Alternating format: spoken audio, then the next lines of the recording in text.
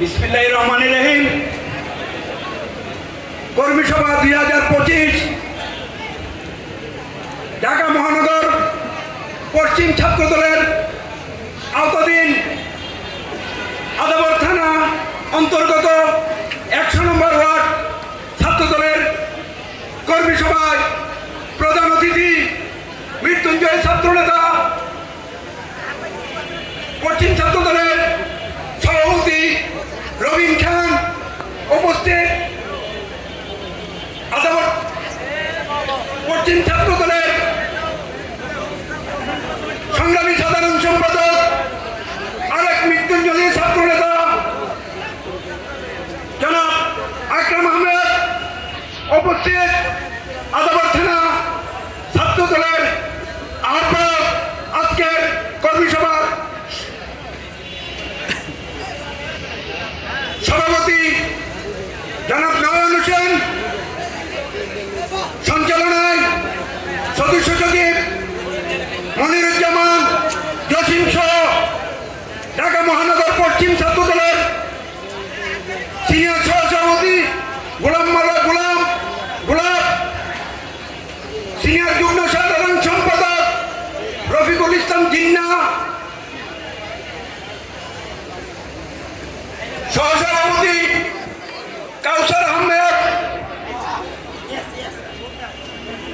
যুগ্ম সাধারণ সম্পাদক শাহরিয়া মাহমুদ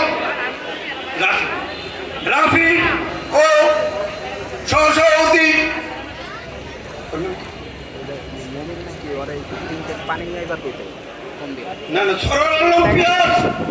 ও দপ্তরের দায়িত্বে নিয়োজিত কাজী কাউসার উপস্থিত, আদাবর থানা বিএনপির সিনিয়র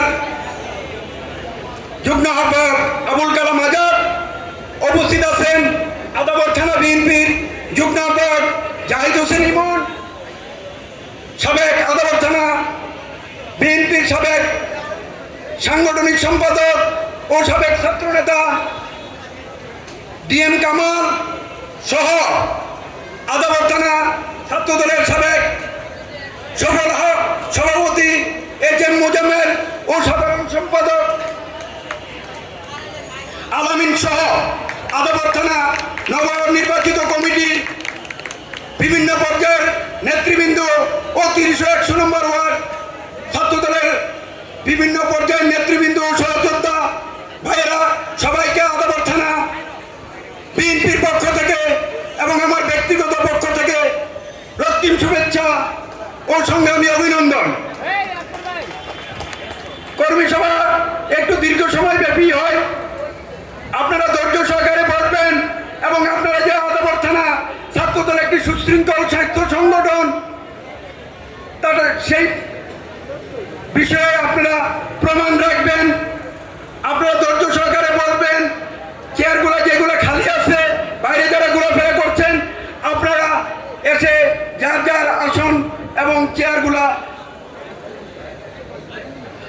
চেয়ারগুলোতে বসেন। সংগ্রামী সাথী বন্ধুগণ, আপনারা জানেন এই যে আদাবর থানা ছাত্রদল প্রতিষ্ঠাতা আহ্বায়ক রফিউদ্দিন ফয়সাল এবং পৌর সভাপতি কেন্দ্রীয় ছাত্র দলের সহসাধারণ সম্পাদক পদে দায়িত্বে ছিলেন, সে ছাত্রদল প্রতিষ্ঠাতার লগ্নে থেকে HM মোজাম্মেল আলামিন সহ যারা দীর্ঘদিন ছাত্র দলে কাজ করেছেন, সবাই আদাবর থানার যুব দলের আমি প্রেসিডেন্ট থাকা অবস্থায় সবাই কিন্তু আমার সিনিয়র সংগঠন হিসেবে আমি সমন্বয়কের দায়িত্ব ছিলাম আদাবর থানা বিএনপি ও ছাত্র অঙ্গ সংগঠনে, সবাই আমার পাশে একসাথে কাঁধে কাঁধ মিলে আন্দোলন সংগ্রামী ছিল। আজকে